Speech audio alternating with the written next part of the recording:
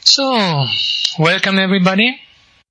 This is the first lecture in my course Tranquility and Insight in Early Buddhist Discourse. And this year, as you are probably already seeing, we have our guest of honor again. Bhikkhu Bodhi is there. So I'm just going to briefly introduce the course and him, and then it will all be in the hand of Bhikkhu Bodhi. This semester we are taking up the 7th chapter of the Madhyama-āgama. We have been jumping 2 chapters, chapter 5 and 6, because the translation project that we are working on at Numata was ready for that part, and we are expecting it to come out soon. Thus we decided that for the course in 2013 we'll take up a new chapter that is not going to be published very soon. And the main topic in that chapter is Tranquility and Insight. This is not a theme consistently mentioned in all of the discourses, but it is something that comes up again and again as a basic topic, and we are very fortunate that in order to get us going on this topic, Venerable Bhikkhu Bodhi has agreed on giving us some basic ideas. Venerable Bhikkhu Bodhi is an American monk who was originally born in New York, and he has a PhD in philosophy from Claremont Graduate School. After completing his university studies, he traveled to Sri Lanka, where he received novice ordination in 1972 and full ordination in 1973, under the Sri Lankan scholar monk Venerable Balangoda Ananda Maitreya, with whom he studied Pali and Buddhism. From 1984 until 2002, he was the editor of the Buddhist Publication Society in Kandy, and he was also its president from 1988 to 2010. He also attended upon the famous German monk Venerable Nyanaponika Thera during the last 10 years of his life. Venerable Bhikkhu Bodhi is probably known to all of you as the translator of the middle-length discourses, the connected discourses, and finally this year also of the numerical discourses, the Anguttara Nikaya, and also of several important articles and commentaries on the Pali Sutras. He lives and teaches now at Chuang Yen Monastery in upstate New York, and since 2008 he, together with several of his students, has founded the Buddhist Global Relief, a non-profit organization supporting hunger and poverty relief for communities suffering from chronic hunger and malnutrition around the world. This is as much as I have to say. Now I hand over to Venerable Bhikkhu Bodhi for introducing us into the topic of serenity and insight, or tranquility and insight. Thank you very much. Okay, thank you for that introduction, Venerable Analayo, and I'm very honored to be giving the first talk in... Ooh,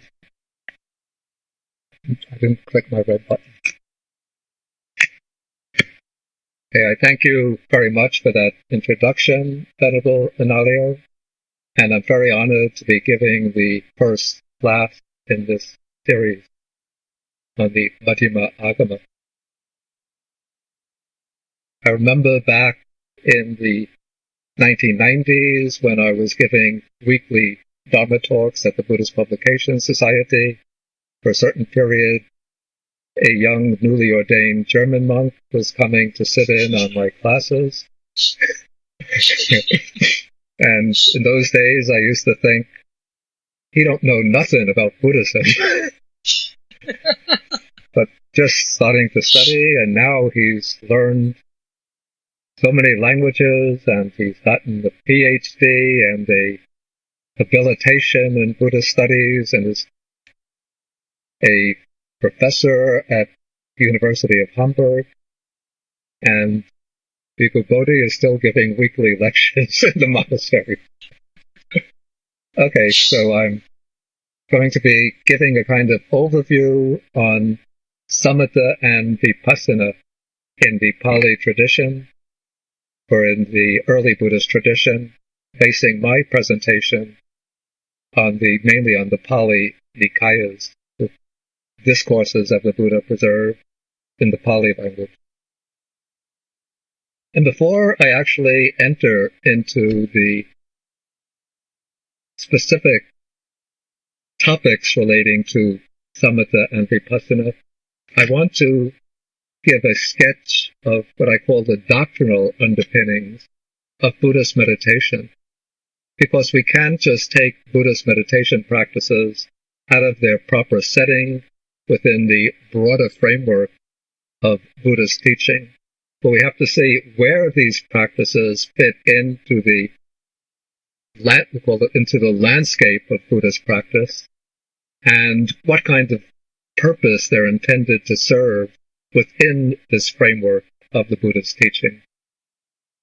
And as we know, the most fundamental, the most comprehensive teaching of the Buddha is the teaching on the Four Noble Truths. So if we're going to find a place for samatha and vipassana in the Buddhist teaching, we would have to locate them someplace in relation to the Four Noble Truths. Probably all of you have come across the Four Noble Truths, and you know that these are the truths of suffering, or dukkha, the cause of suffering, which is the second noble truth, which the Buddha identifies with craving. Then the third noble truth is the noble truth of the cessation, or the ending of suffering, which the Buddha explains as the ending or cessation of that craving that causes suffering. And then the fourth noble truth is the truth of the way or path to the ending of suffering, and that is the Noble Eightfold Path. Now there's two ways, or at least I've discerned two ways, in which to understand the Four Noble Truths. One of these I call a vertical interpretation, and the other a horizontal interpretation. The vertical interpretation of the Four Noble Truths treats them primarily as a kind of existential or psychological disclosure centered around the problem of suffering as we face it in this very life. So here we could see dukkha, the truth of dukkha, as referring to our personal and existential dissatisfaction, sorrow, anxiety, worry, grief, misery, dejection, despair, and so on. And then when we are seeking a cause for that suffering, we find it in our own present craving, and the release from this type of suffering comes from abolishing, eliminating, and removing that craving. And this is done again through the Four Noble Truths. And we could see some examples of this in the early Buddhist texts, some texts which exemplify this understanding of dukkha. For example, one such text comes in the Samyutta Nikaya, in the Gamini Samyutta. It's chapter 42, sutta number 11, where a village chieftain named Vajraka comes to the Buddha and asks to be taught about suffering. And here the Buddha says, if I were to teach you about suffering with reference to the past, you might have doubts and uncertainty. If I were to teach you about suffering in relation to the future, again you might have doubts and uncertainty. And so the Buddha says, while you are sitting in your seat there, and I am sitting in my seat here, I'm going to teach you about the arising and ceasing of suffering right here and now. And then the Buddha asks them about the people that he has attachment to, and he says that he has attachment to his beloved wife and his dear only son. And so then the Buddha says to him, if something were to happen to your wife or to your son, wouldn't you feel, some change, if they were to be sick injured, or killed, wouldn't you experience sorrow, grief, lamentation, pain, and misery? And Bhadraka says, yes. Then the Buddha says, and what about the people that you have no attachment to? Just complete strangers. If anything were to happen to them, would you feel this sorrow, grief, and misery? And Bhadraka says, no. And so then the Buddha draws out the principle and says, you see, whatever suffering arises because of your attachment, your craving, your desire.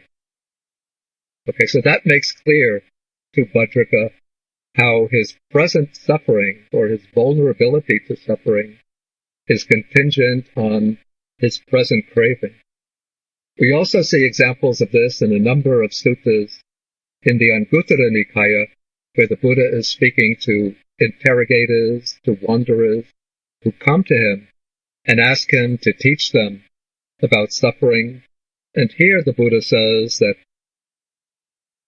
or explains to them that whatever suffering arises in them arises because they have lust, hatred, and delusion. This is something they could see for themselves right here and now, right in this present life. And they could also understand if they were to be free of lust, free of hatred, free of delusion, they wouldn't have any suffering right here and now.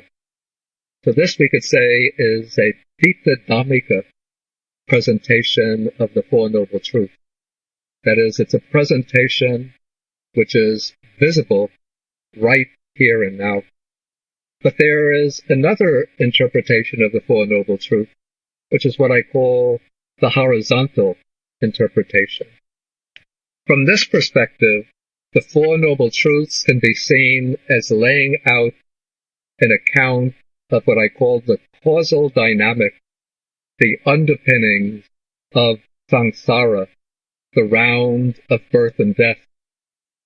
From this point of view, we focus not so much on suffering as being equivalent to sorrow, pain, grief, misery, and despair, but rather as dukkha, consisting in the five aggregates bound up with clinging. And here we find that the origin of dukkha is craving, understood as pono bhavika, as craving that is conducive to renewed existence. Craving as that which leads to repeated becoming, repeated existence. And so from this point of view, it is the craving in any given life, craving accompanied by the other defilements, the craving which manifests in the form of attachment to life, enjoyment of this or that object of attachment, this craving that brings about a renewal of the five aggregates in the next life, and then on the basis of those five aggregates, new craving arises, which generates more defiled activity, more accumulations of karma, which bring about still another existence beyond that in the future. So in this way, we can see that there's an interplay between craving and the five aggregates, so that the craving of one life brings about the combination of the five aggregates, or the compound of the five aggregates in the next life. On the basis of those five aggregates, more craving arises, which propels the renewal of the cycle of becoming in still another life, and thus the process goes on from one life to the next, to the next, to the next. And that is what we call samsara, the unbroken stream of existences, or continuum of existences, following one another, consisting in the five aggregates, and driven by craving.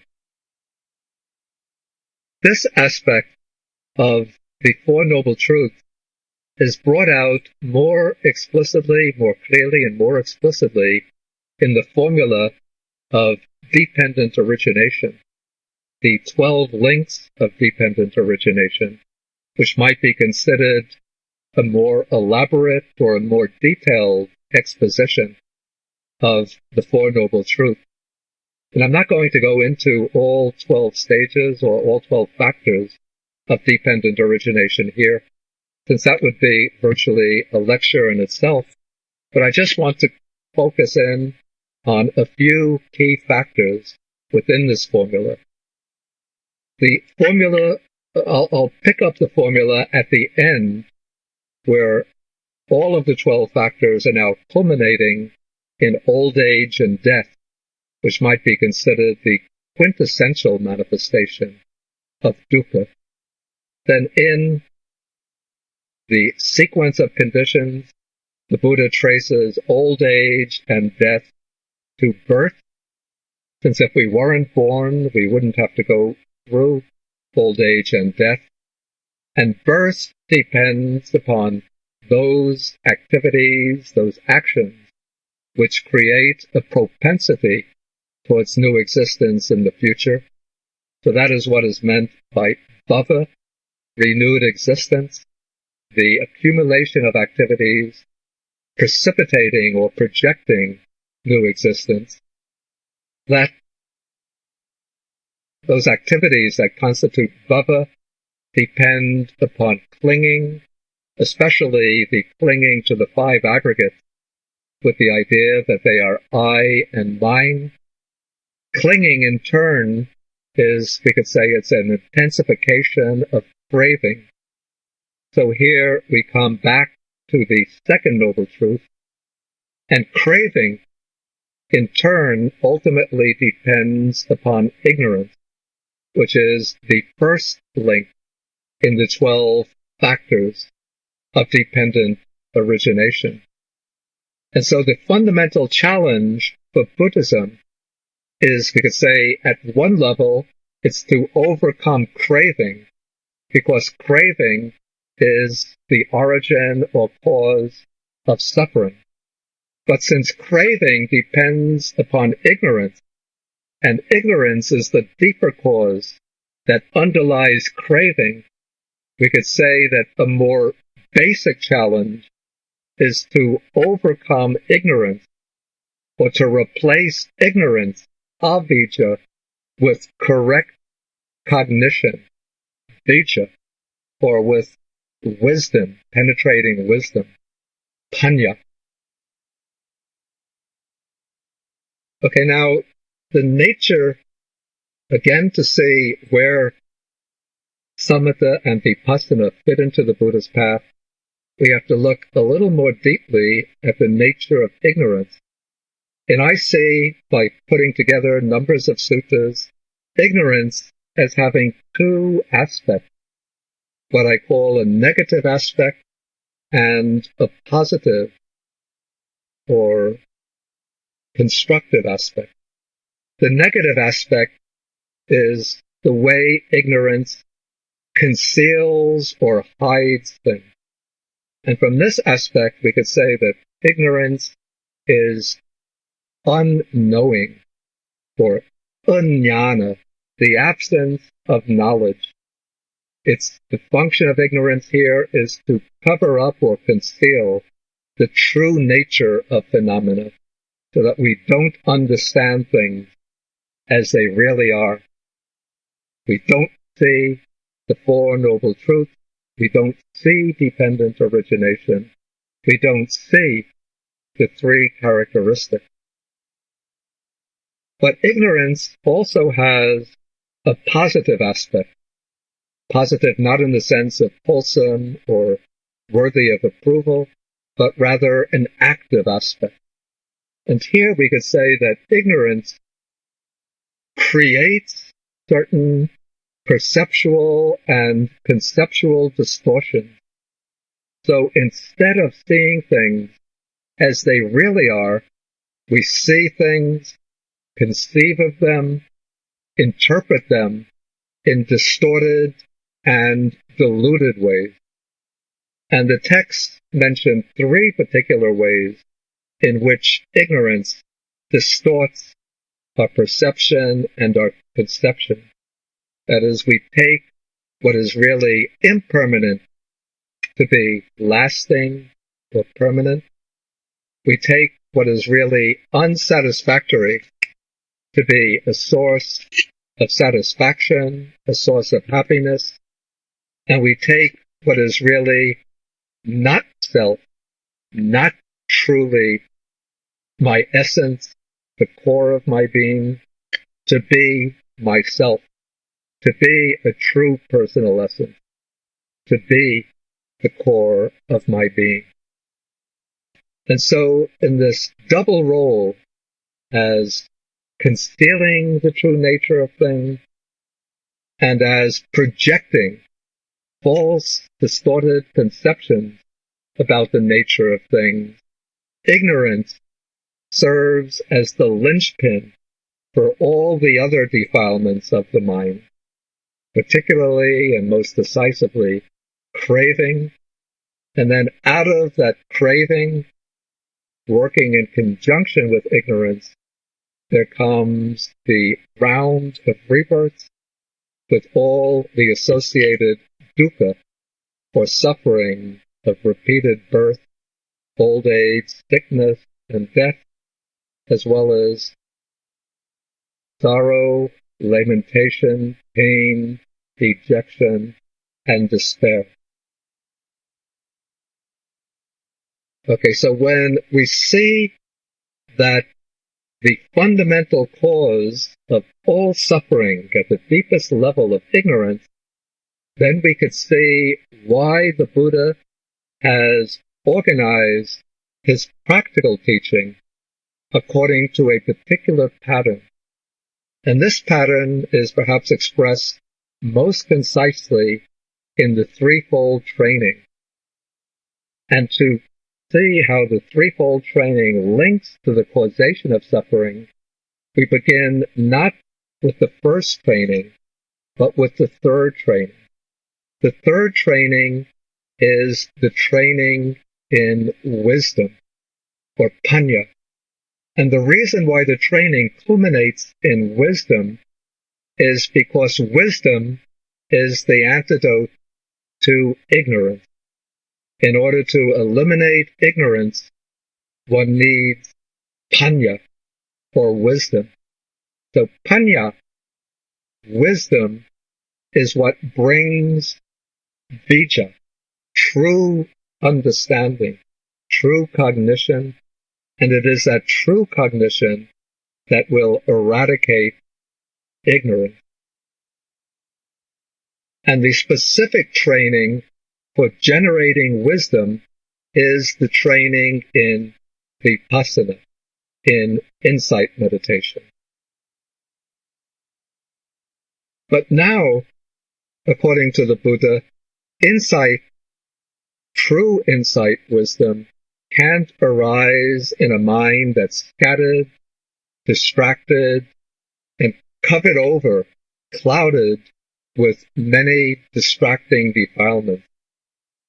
And so in order to train the mind to make it a fit instrument for giving rise to real wisdom, one has to develop concentration, or samadhi. Samadhi is a state in which the mind is collected, focused, able to remain persistently on its objective field. And it's when the mind has acquired this ability to focus in closely on its object and to remain steadily focused on its object, it's in that condition that wisdom can arise. And to bring the mind into that state of samadhi, one has to undertake the training that leads to samadhi. And that training is the training in samatha, or serenity or tranquility, the training by which one draws in the scattered and distracted mind, keeps it focused on its object, and enables the mind to settle down and become quiet, still, and observant of its object. So this is why the Buddha makes the second field of training, the training in what is called sometimes the training in samadhi, or the training in adhicitta, the higher type of mind, the mind of concentration.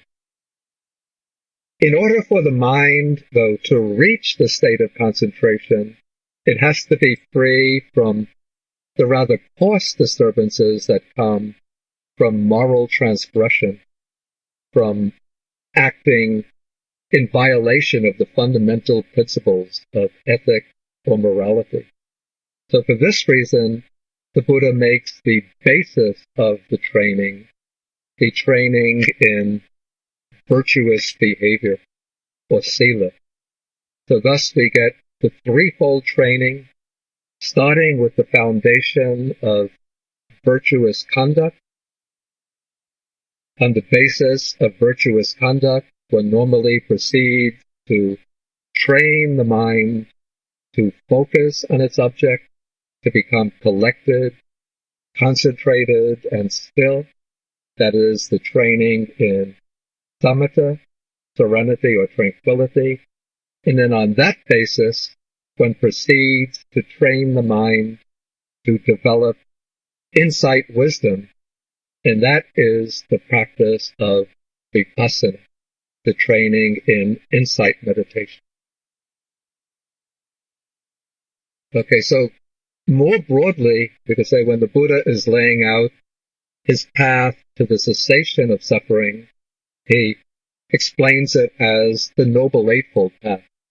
And so we have the right view, we have the Noble Eightfold Path beginning with right view and right intention, then moving on to right speech, right action, right livelihood, and then moving beyond that to right effort, right mindfulness, and right concentration. So in this formula of the path, we begin with a conceptual right view, a right view by which one is able to understand intellectually or conceptually the principles of the Buddha's teaching, especially the Four Noble Truths, dependent origination, the three marks of existence.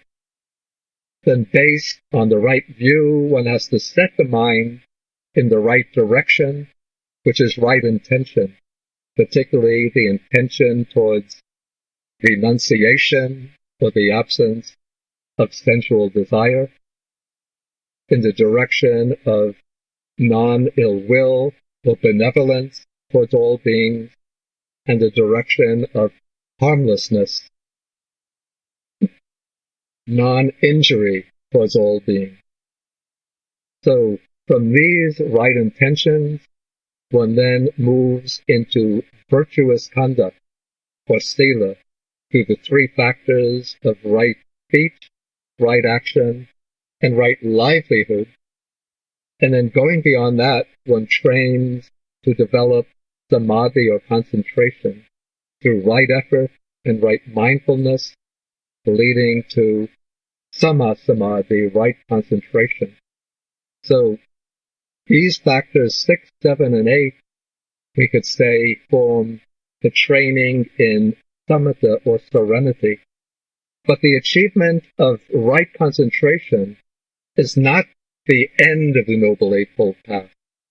Though it's the eighth factor, it also has to serve as a basis for a higher type of right view, which is the experiential right view, which comes through contemplation, through mindfulness and observation of the phenomena of body and mind. And so here, right concentration is giving rise to insight, the right view of insight. And that right view of insight is the work of vipassana. So it's transforming through the practice of vipassana one transforms right view from a conceptual or intellectual understanding to an experiential understanding, and that personal or direct insight is vipassana.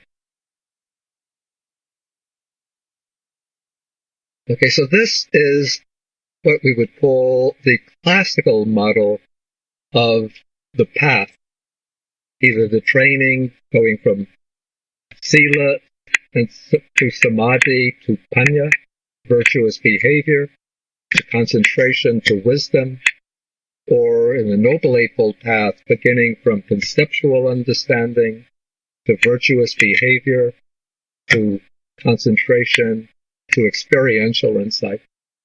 But now I want to look at a number of texts from the Pali Suttas which discuss samatha and vipassana and speak about their relationship to each other.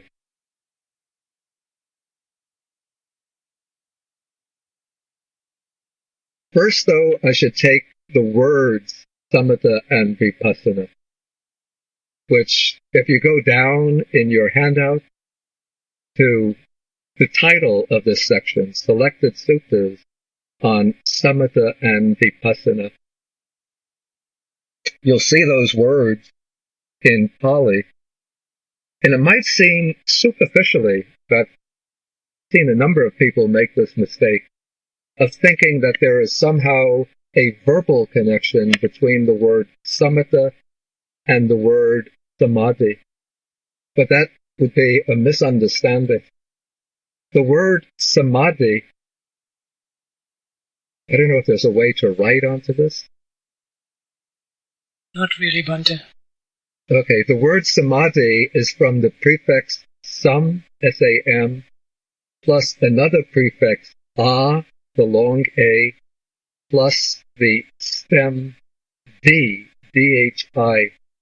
So samadhi means, the stem D means to put or to place. Some suggest together, and the prefix a also suggests bringing in, so bringing in together and placing the mind on its object. Or more loosely, we could say it's the collecting of the mind, the focusing of the mind. But the stem here is D, which comes from the verbal root da, to place. The word samatha has no relation at all to samadhi, verbally, but it comes from the root sam, which means to become peaceful, become calm. And then samatha just indicates the state of calmness, or so we could say loosely tranquility or serenity. The word vipassana is based on the verb passati, which means to see. And so from the verb passati, to see, we get a noun passana, which means seeing. And then in front of that word seeing, we have a prefix vi, which could have the meaning visesa, which means excellent or special. So vipassana is special seeing or excellent seeing. Or more loosely, we could say it's deep and clear seeing. So we render this in English as insight.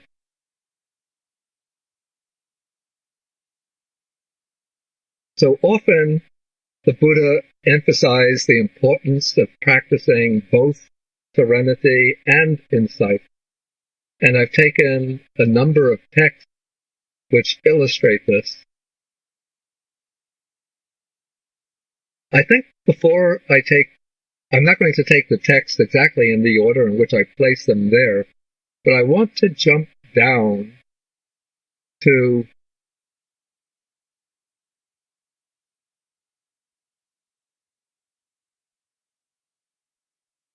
on page 4 of the handout to a text from the Anguttara Nikaya. This is from the Book of Twos in the Anguttara Nikaya. The title that I've given to this is Serenity and Insight. It's Book of Twos, Sutta number 31.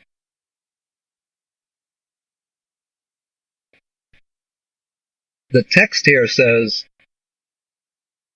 "Monk, these two things pertain to true knowledge." The Pali is Vijja Bhagya Dhamma. So Vijja is true knowledge, which is the opposite of avijja, ignorance. So both serenity and insight are things that participate in or pertain to true knowledge. So he says, what are these two? Serenity and insight, samatha and vipassana. Then he asks, when serenity is developed, what benefit does one experience? The benefit is that the mind is developed. Then what is the benefit of developing the mind? The benefit is lust is abandoned. Now I think this statement has to be taken in two senses, and here I'll be giving my own interpretation, which is rooted in the commentarial tradition.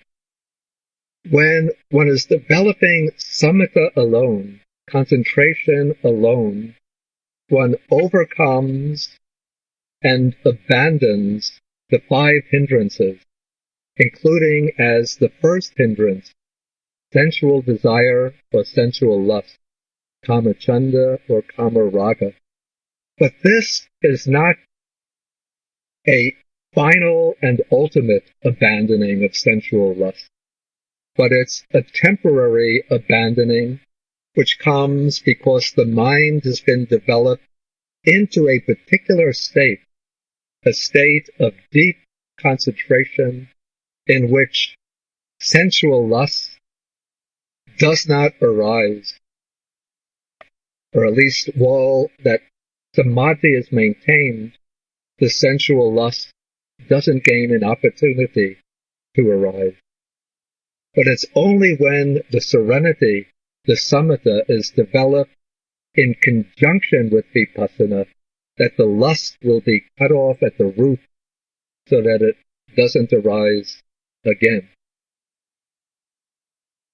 Okay, now when insight is developed, the question is raised, what benefit does one experience? Okay, when one develops insight, cultivates insight, then wisdom is developed. This is panya. So insight, we could say, is, or vipassana, is the practice, the method of cultivation, which will bring into being wisdom or panya. And then when wisdom is developed, what benefit does one experience? The benefit is that ignorance is abandoned. Okay, when one is developing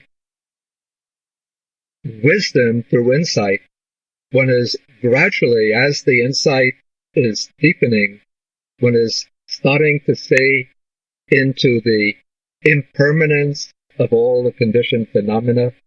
One sees more clearly that because these phenomena are impermanent, they are dukkha, or unsatisfactory, and because they're impermanent and unsatisfactory or insecure, they are not to be identified with as I or mine, not to be taken as myself.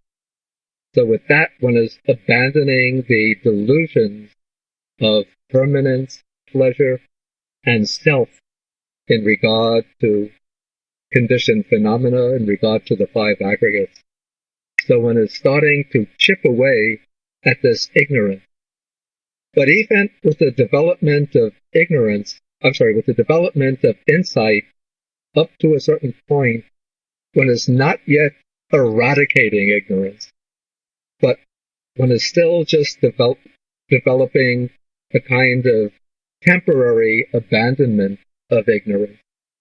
But it's when serenity and insight reach a certain peak of cultivation, a certain threshold, that they merge together and bring the arising of the supramundane path or the world transcending path.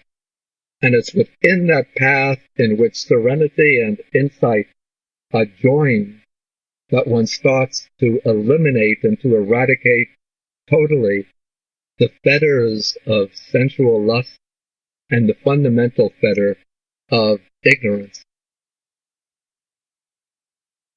Okay, and so here, just continuing with the sutta, the Buddha says, a mind defiled by lust is not liberated, and wisdom defiled by ignorance is not developed. Or I would actually rephrase this to say that, okay, when the mind is defiled by lust, then the mind is certainly not liberated. And when the mind is defiled by ignorance, then the wisdom is not developed. That makes better sense to me than speaking about wisdom being defiled by ignorance.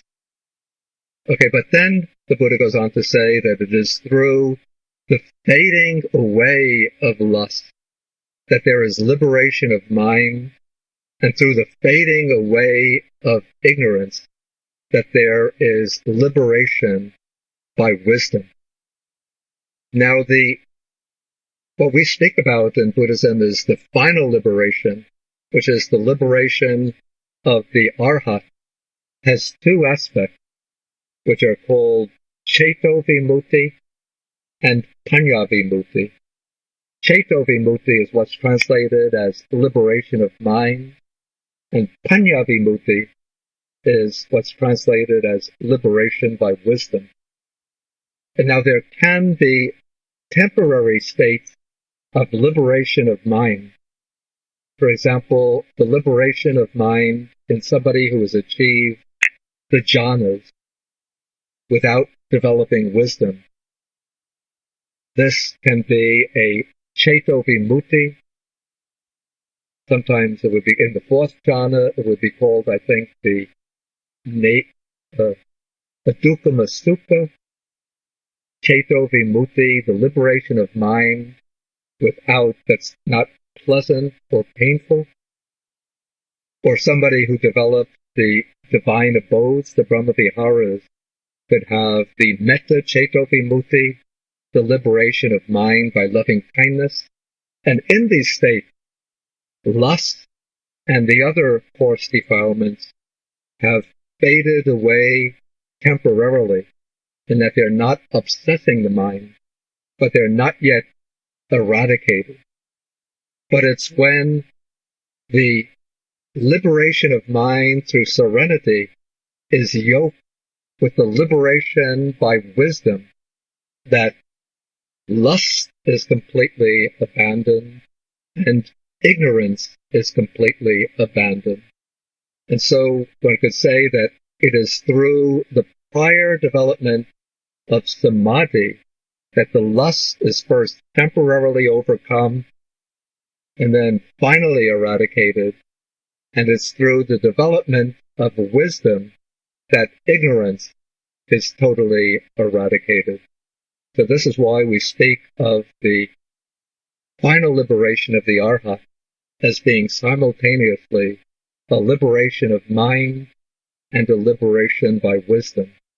And both aspects of that liberation, or those two aspects of liberation, are the fruit, respectively, of the development of samatha and the development of vipassana.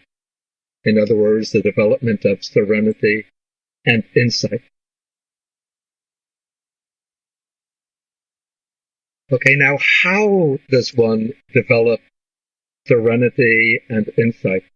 When I was explaining the three trainings, I spoke about how one progresses from virtuous behavior or sila to samadhi, which is reached through the practice of samatha, and then one progresses to the development of wisdom through the practice of vipassana, or insight. And similarly, when I spoke about the development of the Noble Eightfold Path, I also indicated that samadhi, the training in samadhi, is the basis for the training in experiential wisdom. But when we look at the suttas, we see that there are different texts which explain the sequence of training in different ways, because the Buddha had to teach disciples with many different temperaments, different inclinations, different practices in their previous lives, with different faculties at differing degrees of strength. And so he would vary his method of instruction to fit the specific need of the disciple. So we can say that the general paradigm is that of sila, samadhi, panya, or moving from virtuous behavior to the practice of serenity, to the practice of insight. But here we're going to look at a short sutta spoken by the Buddha's disciple Ananda, in which the Buddha in which Ananda explains how disciples who have reached arhatship have taken different paths or different sequences of training to the final goal. So here Ananda is speaking to the monks, and he says, whatever bhikkhu or bhikkhuni, monk or nun, has declared anya, that's final knowledge or the attainment of arhatship, in my presence, they have all done so by these four paths, these four methods, or one amongst them. So what are these four paths, the four types of sequence that they followed? So Ananda starts here, a monk develops insight preceded by serenity. This is samatha pubangamam vipassana. So in this Pali statement, samatha, serenity, is the forerunner, and vipassana comes afterwards. And so that's why he develops first serenity, then insight. Then as he is developing serenity first and then insight, at a certain point, the path is generated. This is speaking about the world-transcending path, or the lokuttara, the super-mundane Noble Eightfold Path. So then once the path arises, then this disciple repeatedly pursues this path, develops it, cultivates it, and as he does so, then he abandons the fetters and eradicates the underlying tendencies. This is referring to as he develops the four supramundane stages of the path.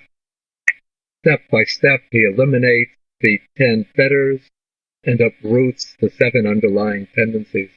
We don't have to take these in detail now, but the important point from this explanation is that in this model, or according to this paradigm, one develops serenity or samadhi to a certain point, then one leaves off the samadhi and starts to cultivate insight. And so that samadhi is serving as the basis for the insight. And when the insight reaches a certain level of strength, then backed up by that prior development of serenity, the insight becomes adequate for generating the world-transcending path. So we can say that this is the model that we see exemplified by the threefold training and the general way of explaining the Noble Eightfold Path. But here we have in step 2 a different model of the practice. Here Ananda speaks about a monk who developed serenity preceded by insight. In Pali, this is vipassana ubhangamang samatang bhaveti. Then as he is developing serenity preceded by insight, the path, the supramundane path is generated, or the world-transcending path arises. Then he repeatedly pursues this path, develops it, and cultivates it. As he does so, the fetters are abandoned, and the underlying tendencies are uprooted.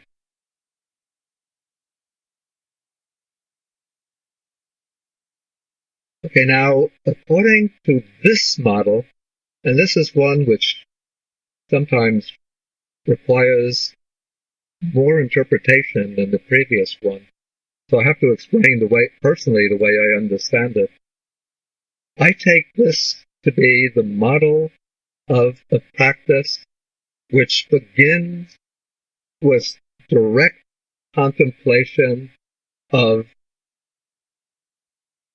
material and mental phenomena. I take this to be the model, for example, that is taught in some of the contemporary systems of insight that have emanated from Burma and that are now practiced widely in other parts of the world. So in this model, one doesn't begin by developing samadhi to the level of the jhanas or deep absorption, but one begins by contemplating with mindfulness the material and mental phenomena. And now it might seem like those who want to criticize this model say that you can't have insight without samadhi. The Buddha says you should develop samadhi because one who has samadhi understands things or sees things as they really are. And so from that statement, they say, well, you need samadhi in order to gain insight, so you can't begin gaining insight before you have samadhi. But I think that criticism misunderstands this particular model of practice. In this model of practice, one begins by noting bodily and mental phenomena.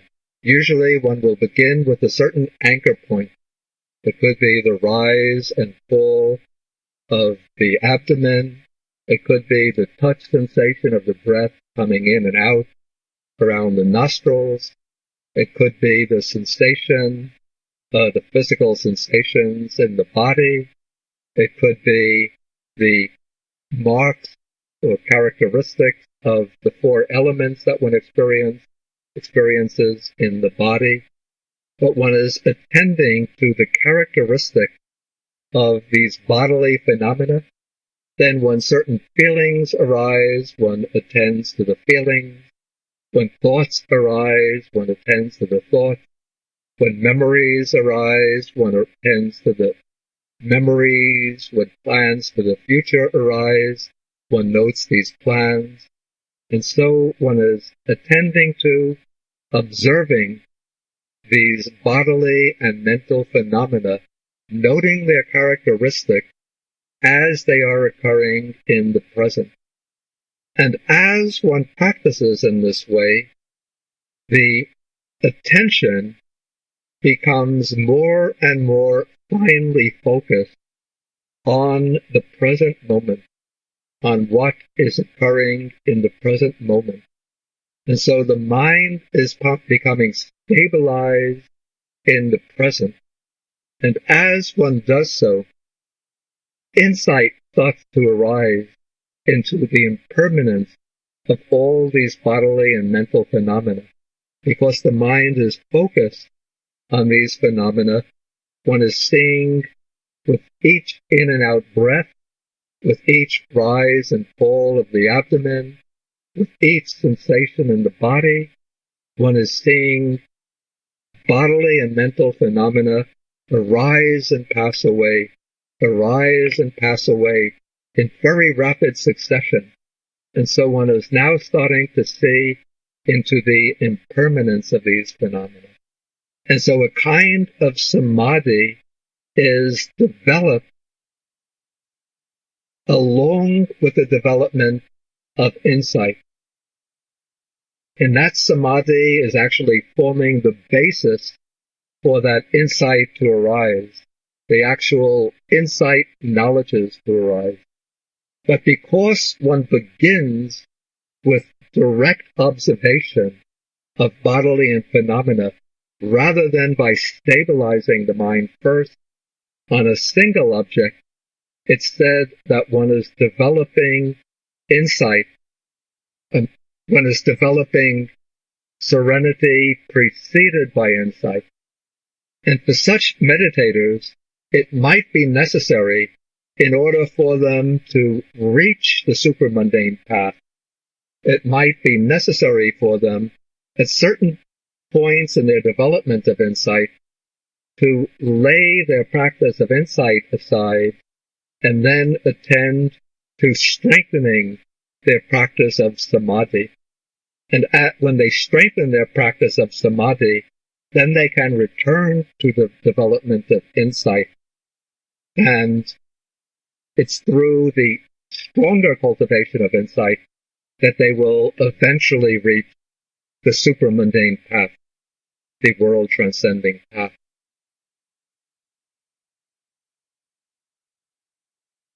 Okay, now we come to the third system, or third model of practice. And this is said to be, or Ananda says, in this case, a monk or any practitioner develops serenity and insight in conjunction. And he here uses a rather unusual expression. He says that the monk develops samatha vipassanam yuga nadang bhaveti. The word yuga nadang here is based on the word yuga, which is related to the English word yoke, which suggests some things that are joined together. So in this case, serenity and insight are yoked together. And as he develops serenity and insight in conjunction or yoked together, the path is generated. He then pursues this path, develops it, and cultivates it. And as he does so, the fetters are abandoned, and the underlying tendencies are uprooted. Okay, we don't find this expression, samatha vipassanam yuga nadang, explicit, to my knowledge. It's not explicitly explained within the Nikayas themselves.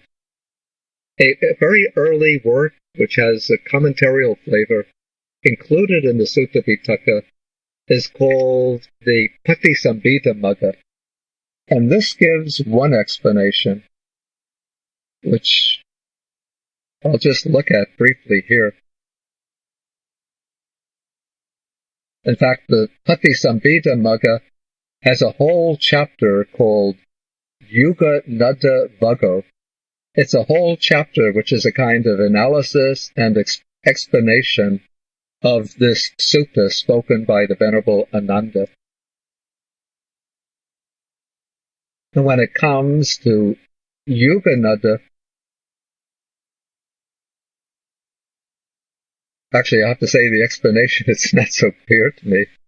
It says, in 16 modes, one develops samatha, vipassana, yuga nada bound together. Then the 16 modes, this is pretty scholastic. It says, in the sense of the object, with respect to the object, with respect to the range, with respect to abandoning, with respect to relinquishment, with respect to emergence, with respect to turning away, with respect to excellence, with respect to freedom from the asavas, with respect to crossing over, with respect to the signless, with respect to the desireless, with respect to emptiness, with respect to one flavor, with respect to not exceeding, with respect to not exceeding one another.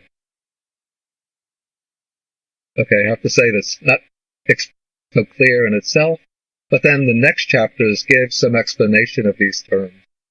Okay, so I'll just go through this very briefly, just taking one or two of these examples.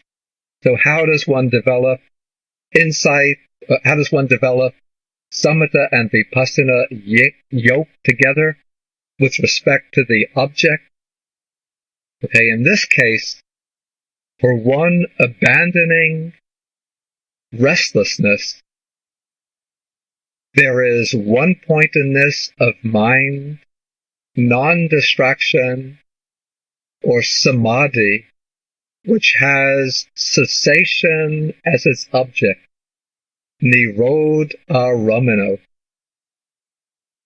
And for one abandoning ignorance, there is insight in the sense of contemplation or observation, anupassana pain, having cessation as its object. Thus, there is samatha and vipassana having one flavor, eka rasa, with respect to the object. So in this way, they are yoked together and do not exceed one another. So that is what is meant when it is said, when develops samatha and vipassana yoked together with respect to the object. So the Patisambhita Magga, in my understanding, is speaking here about the experience in the supramundane or world-transcending state of consciousness. The what's called the world-transcending path. In that state of mind, or that state of mind takes nibbana as its object. So that's why it's said that it has cessation as its object. And in that state, there is samadhi, which consists in the abandoning of restlessness, because restlessness is the opposite of one-pointedness or concentration. And there is the abandoning of ignorance, because ignorance is the opposite of true knowledge or insight. But definitely, the Patisambhita Magga is speaking here not about the normal sequence of development, but what happens when one reaches the world-transcending path by developing serenity and insight. So on this understanding, I would have to say, in order to reach that world-transcending experience, that supramundane experience, one would have to have approached it either by beginning with serenity and moving on to insight, or by beginning with insight and then supplementing it with serenity, with concentration. But what's interesting is that the commentary to the Patisambhita Magga doesn't actually comment on the Patisambhita's explanation of the passage from the Anguttara Nikaya Sutta. Is this getting too complicated? No. Okay. But the commentary to the Patisambhita Magga explains this passage from the sutta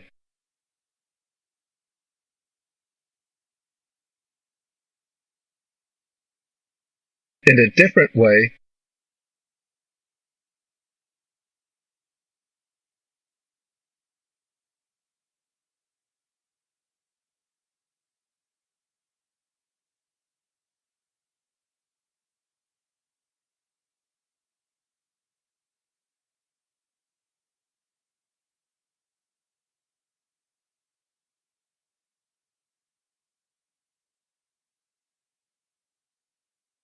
Okay, what the Patisambhidamagga commentary says is that it says that one does not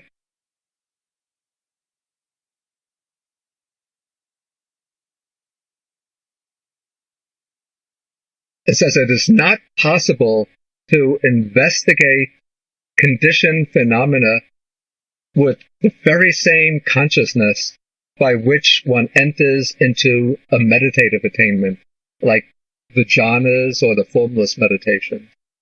But rather, it says, what one does is enter each meditative attainment, starting with the first jhana, and then one emerges from that meditative attainment, and then one investigates the sankharas, the conditioned phenomena, with insight. So one starts by attaining the first jhana, one emerges, investigates the conditioned phenomena, sees them as impermanent, suffering, non-self. Then one enters the second jhana, investigates, emerges, investigates the phenomena as impermanent, suffering, non-self. Then one goes on to the third jhana, fourth jhana, all the ways up to the fourth formless meditation, the state called neither perception nor non-perception, neva sannyana sannyayatina. One emerges from that and then investigates the conditioned phenomena. So that is, according to the commentary, it's in that way that one practices serenity and insight yoked together. So it seems even the ancients, or early generation of commentators, had different modes of understanding of this. Okay, now we come, the fourth one is again a bit puzzling, with different ways of explanation.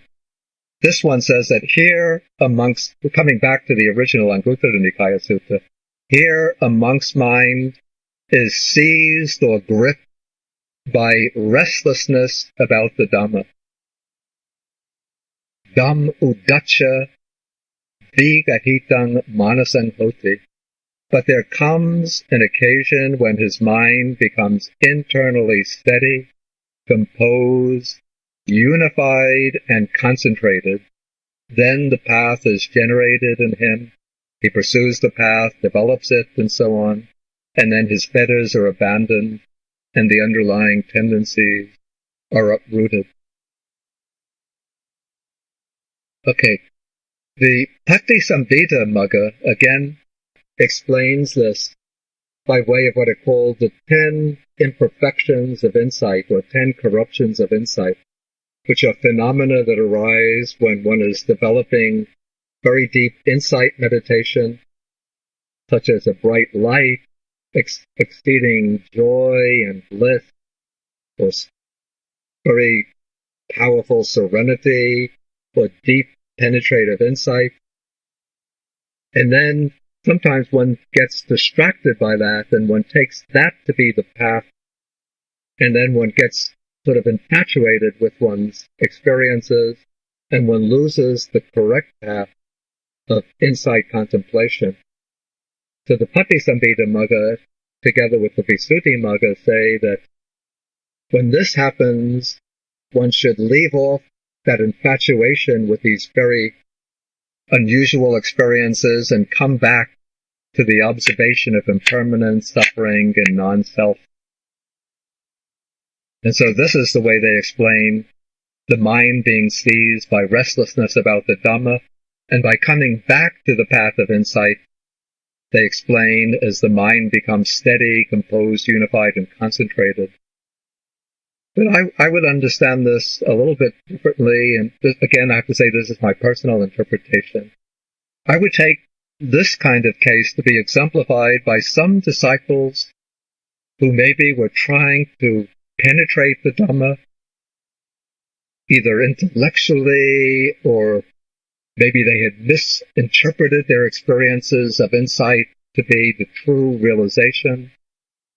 And then when they realized that they had not reached realization, their mind became restless and they couldn't settle down. Maybe an example of this would be the case of the ascetic named Bahya Dharocharya, who thought he was an arhat. So he must have had some powerful meditative experiences. But then it said in the Udana, Sutta number 10, some friendly deity told him, you haven't really reached arhatship. In fact, you haven't reached anything worth boasting about. And so then when he heard this, Bahya was confused and said, if I haven't reached anything, then who has reached the real state of arhatship? Then the deity said, in the city of Savatthi, there is one called the Blessed One, the son of the Sakyams. He is the Buddha, the fully enlightened one. Go to him.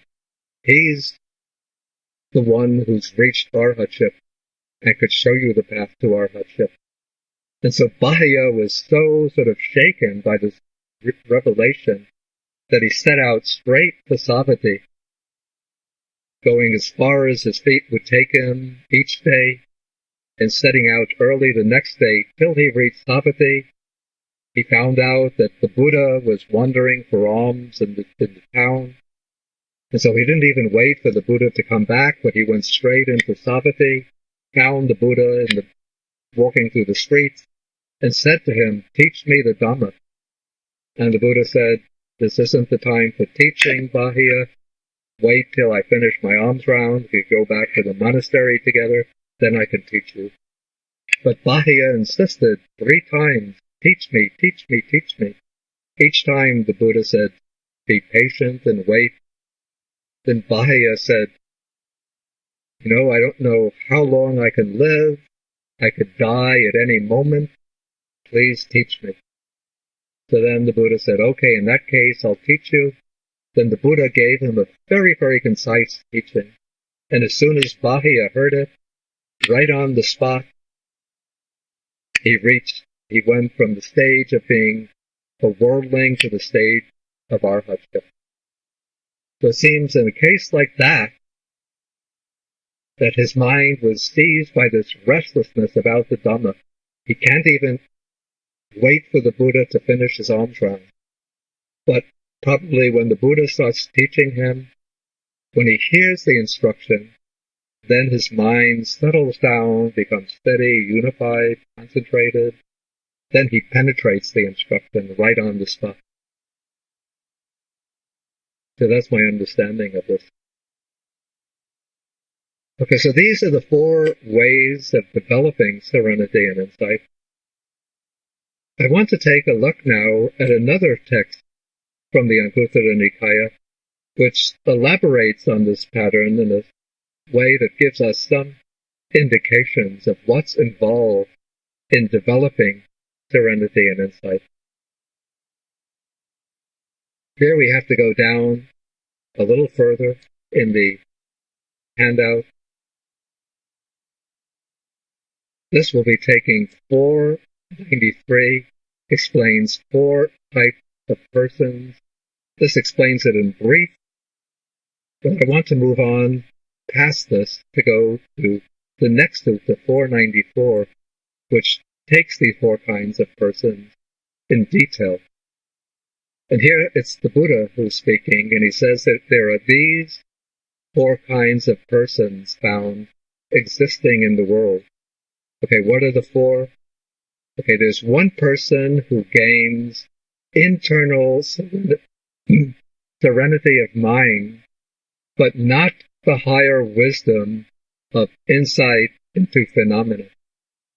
So here we have somewhat more complex expressions of serenity and insight, samatha and vipassana. So internal serenity of mind is acitang, within oneself. Ceto means of the mind, samatha, serenity. But not the higher wisdom. Actually, I have these terms in the previous sutta, so we could just roll up to get them. To page 5. We have here, we could say, acitang ceto samatassa, of internal serenity of mind. Then the next one the higher wisdom of insight into dharmas, into phenomena. Adipanya Dhamma Vipassana. So here, Vipassana, insight, is unfolded or unpacked as insight into what? Into the nature of dhammas, phenomena. And that insight into phenomena is what brings the adipanya, the higher wisdom.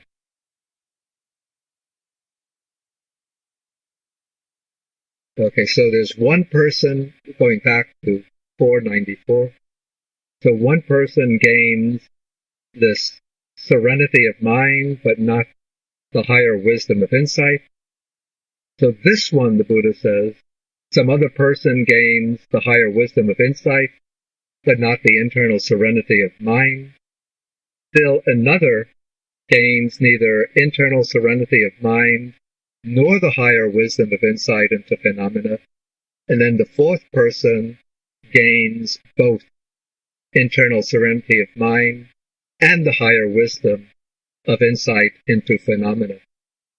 Okay, now the Buddha's specific instructions for each of these types of persons.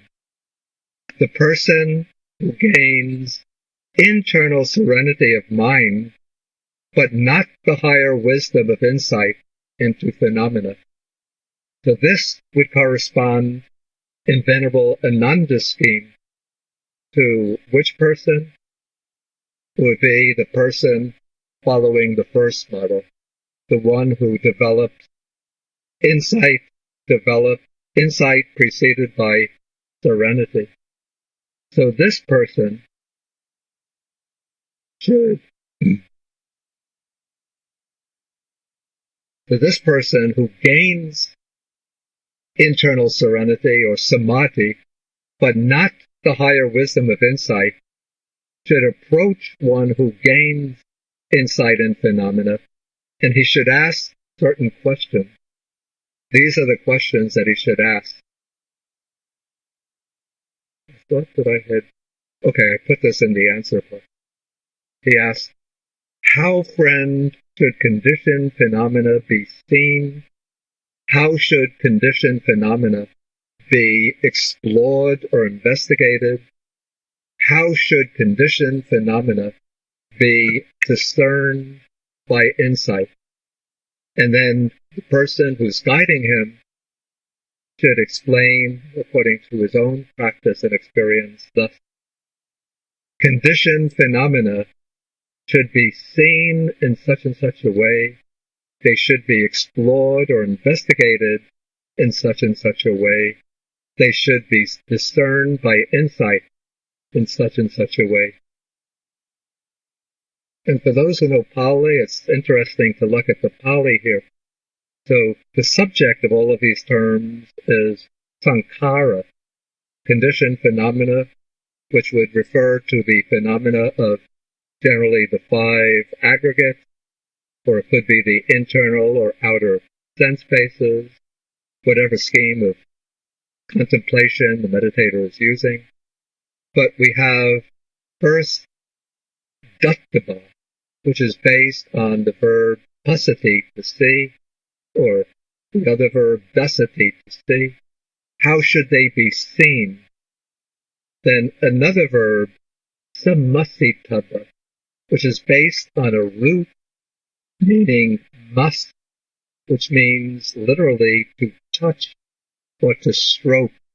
It suggests something going a little more deeper or more thorough than simply seeing. And then the third term here, vipassitaba, is also based on the verb pasati, but because it has the prefix vi, it indicates excellence or depth. So there seems to be a certain purpose behind the sequence, that one starts off with seeing the nature of the conditioned phenomena. Maybe this will be a lower stage of insight, or even the stage when one is getting instructions on how to consider, maybe conceptually, the 5 aggregates, how to consider them in terms of one's intellectual understanding or initial contemplation. But as the contemplation becomes stronger and more experiential, then one comes into exploration or investigation. One is sort of seeing them continuously from moment to moment as they're arising and passing away, and one is starting to ascribe the 3 characteristics to these conditioned phenomena. And then as the insight gains or the investigation gains more momentum, then one is seeing them with very clear, penetrative insight.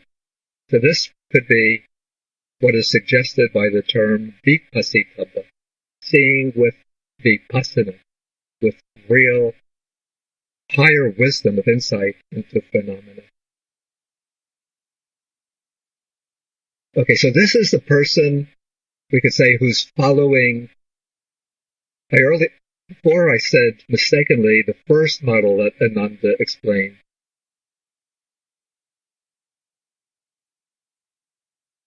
I'm sorry, this is the person who gains the first model. Okay, now we come to number 2. Yeah.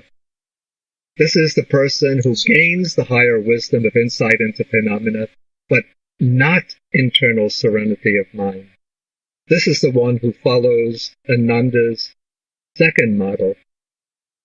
So one who gains insight, but not yet serenity. So this is one who is practicing serenity preceded by insight.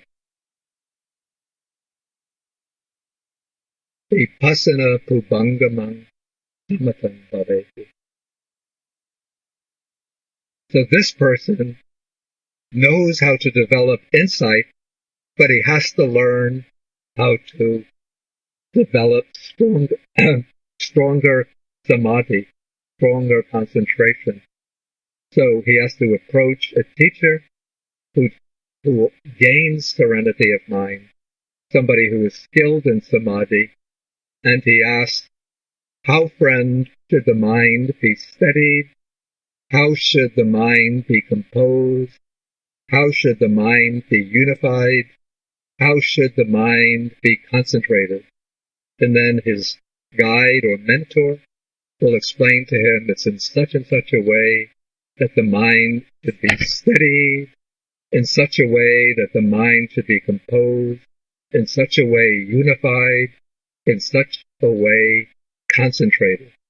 Again, we have a sequence of terms here which seem to be laid out in a sequence. So santappe tabbang suggests the idea of placing the mind on an object.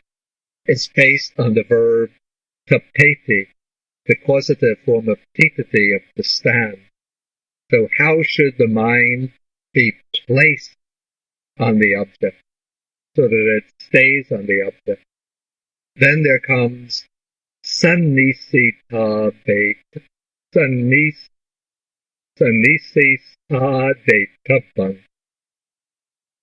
which is based on the verb sannisadeti, which means literally to cause to sit. It's based on the verb sitati, to sit down, or sadeti, or nisadeti, to cause to sit down. So when one sits down, one is steadier than somebody who is standing in one place. So one is now sitting on the object. So now one is remaining more steadily on the object. But still, perhaps the mind, though it's sitting steadily on the object, but it's not yet well focused.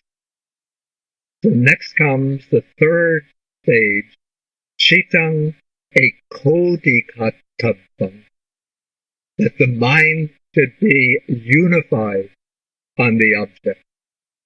So unification implies a still further stage in collecting the mind, in making the mind one-pointed.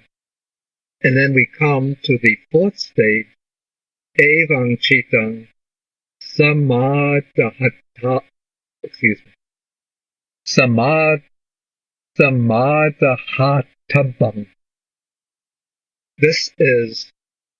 This form is based on the verb samadhyati, which is related to the noun samadhi. So in other words, how does one gain samadhi? And the teacher explains, in such a way one gains samadhi.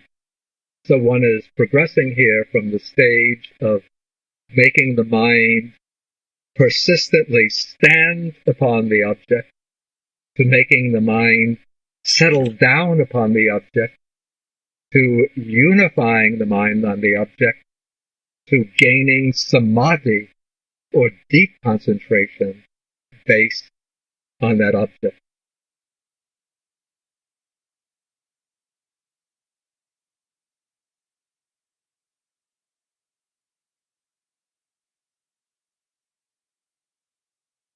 Okay, now I'm going to pass over some of the other texts that I laid out. So all of them will be useful to you, so don't neglect them. But I want to come back to my outline.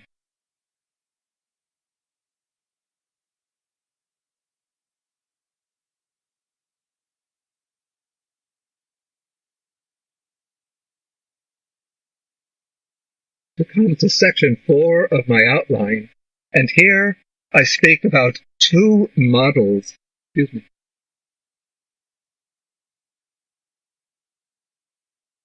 Two models of the path that one finds in the suttas themselves. Or at least the way I understand it, I see two models here. One is a model that one sees in many suttas, especially in the Madhyama Nikaya. We find this model, I say the basic pattern for this model, one could find in Madhyama Nikaya Sutta number 27, in number 51, and with slight variance on this model in Madhyama Nikaya Sutta 39, number 53, number 107, and then another version of it very similar in Anguttara Nikaya, Book of the Fours, Sutta 198. And this is the model of what is sometimes called the graduated step-by-step training, the Anubhuva Sika. In this model, we see a disciple begins by gaining faith in the Tathagata, the Buddha, and his teaching. He goes forth into the homeless life. He takes up the training in the silas, the modes of virtuous conduct, the precept. Then he moves on to contentment, restraint of the senses, sometimes added from some of the other versions is the practice of of vigilance and restraint, moderation and eating, and vigilance through the day and the night. Then comes also the training in mindfulness and clear comprehension in one's day-to-day activities. Then one goes off into seclusion, finds a quiet, secluded place for meditation. Then one overcomes the 5 hindrances. One develops in sequence the 4 jhanas, the 4 types of meditative absorption. Then, after gaining the 4th jhana, in most versions, one gains what are called the 3 higher knowledges, the recollection of past lives, the divine eye, in order to see the passing away and rebirth of beings in accordance with their karma. And then one turns the mind to the eradication of the asavas, the influxes, outflows, or taints. So in this gradual step-by-step training is obviously following the model that puts initial emphasis on serenity. So one uses samadhi or samatha to enter the four jhanas, and also it's on the basis of samatha and the jhanas that one develops the recollection of past lives and the knowledge of the passing away of and rebirth of being. And then even though insight is not specifically mentioned here, but to reach the destruction of the defilements, the destruction of the asadas, one has to develop insight. And that insight reaches its culmination in the direct seeing of the Four Noble Truths, which is mentioned in this particular version of the path. And as one sees the Four Noble Truths, then it said the mind is liberated from the asava, or influx of sensuality, the influx of bhava, of craving for existence, and the influx of ignorance. And then with the liberation from the influxes, one knows one is liberated, and one sounds the lion's roar of liberation. So that is the common model often laid down in the suttas. Now, the way I see it, we find another model that could be taken to emphasize insight. And this would be the model that is derived from the four satipatthanas, the four foundations or establishments of mindfulness.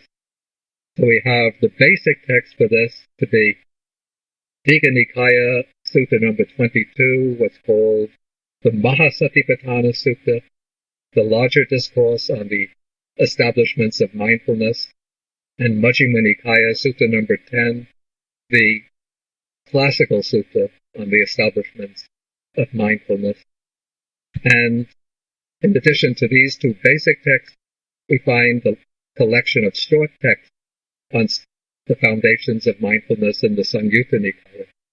This is chapter 47.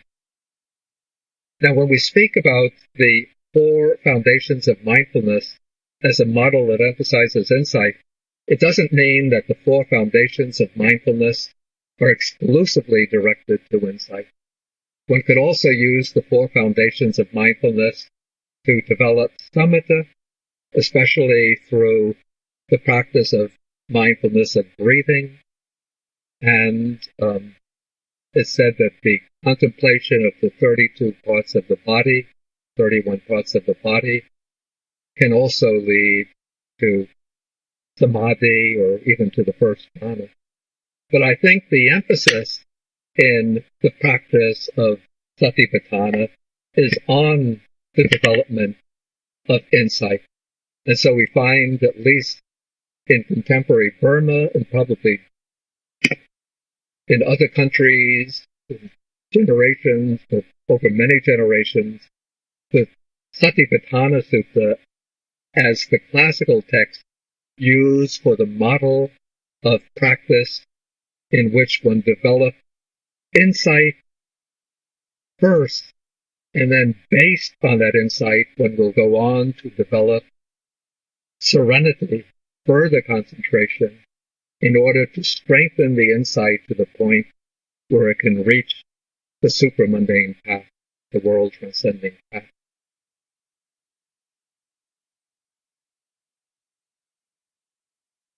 Okay, I'm not going to go any further. I'm not going to explain the foundations or establishments of mindfulness in detail, but just enough to indicate that in my understanding, we can pick up these suttas and see them as the classical texts that serve as the original sources or fountainheads for these two systems of meditation practice.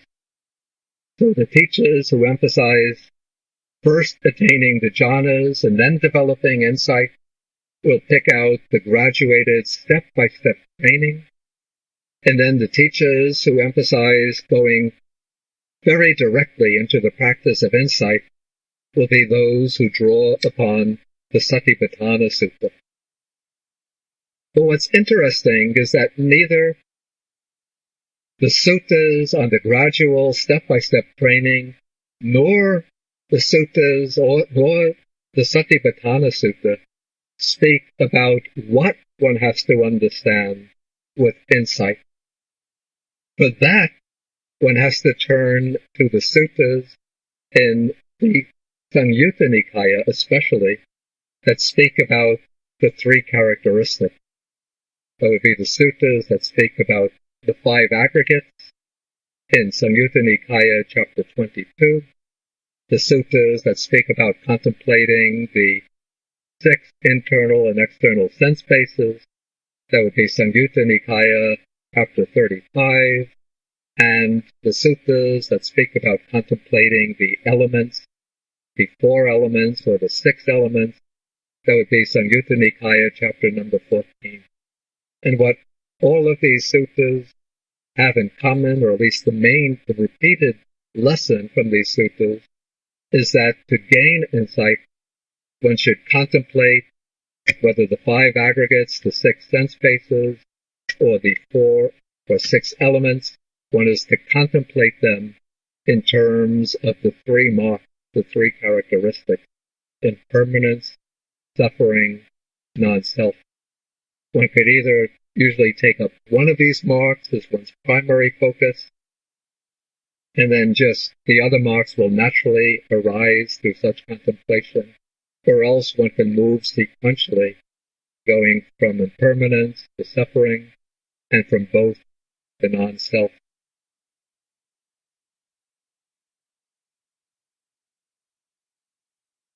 Okay, what one finds in the suttas is that even though samatha and vipassana can be in theory separated, but generally the Buddha places emphasis on developing both of them. So one finds in some of the other suttas that I selected, for example, from the Madhyama Nikaya, one finds the Buddha speaks about developing both serenity and insight. But when we come to the commentarial treatment of samatha and vipassana, we see how these 2 modes of meditation practice come to be taken as branching off to form 2 different paths that the meditator can follow, either one or the other. And sort of the classical explanation of these 2 models is the Visuddhimagga in chapter 18. Let me just take my copy of Visuddhimagga.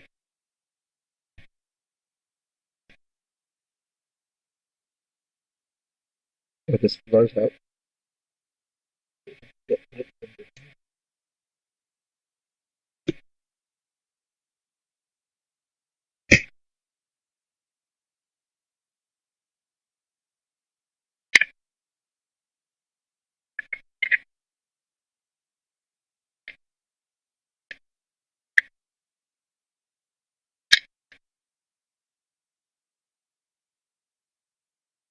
Okay, the Visuddhimagga says that after it has the long chapter explaining the jhanas and all of the other higher attainments of serenity or samadhi, it says,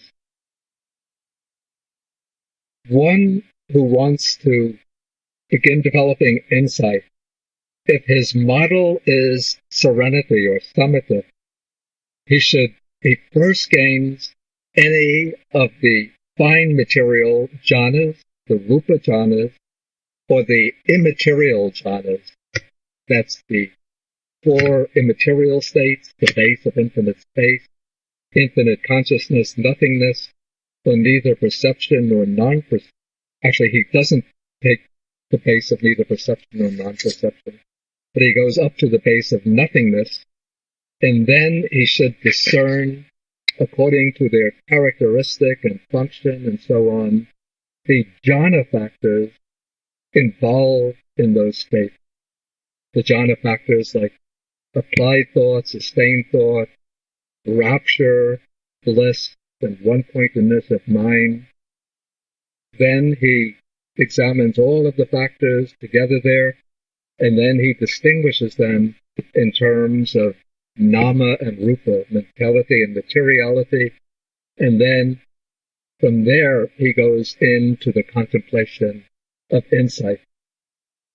But then the Visuddhimagga says, one whose vehicle is pure insight, or one who begins with serenity but wishes to use insight as his method, discerns the four elements in brief or in detail, and that it gives elaborate instructions. And then from the four elements, one goes on to examine all of the other aspects of material form, and then the different aspects of the different mental factors, and groups them into the five aggregates, or six sense bases, and then into name and form. So we find that in the system of the Visuddhimagga, which is the classical Theravada system, we have one sequence of practice for the samatha meditator who begins with one or another jhana and then uses that jhana as the basis for insight. And then another approach for the vipassana meditator who doesn't attain the jhana but begins directly by practicing insight on the mental and material phenomena of the body and the mind. And for both of them, the achievement of liberation through the supramundane paths and fruits depends on the development of insight. But in the first model, insight is based on an attainment of samadhi. On the second model, there is no attainment of jhana or formless attainment, but rather the samadhi that develops is a kind of momentary samadhi which arises through the practice of insight meditation. Okay, this should be my basic presentation. I don't know how we're doing in terms of time. We are fine with time, Bhante. We can, the presentation was wonderful. I really enjoyed it. And I think we can just conclude at this point. And if the students have any kind of questions, they can put it up on the blog we have, and then it can be discussed there. Okay. I appreciated the Patisambhava part. Okay. The thing on Yogananda has always been puzzling me. The what? The thing on Yogananda, Samatha Vipassana Yogananda. Yeah. Very interesting. Yeah. It's still not completely clear to me. But what's interesting, one of the suttas that I didn't get to read from, let me just get my outline.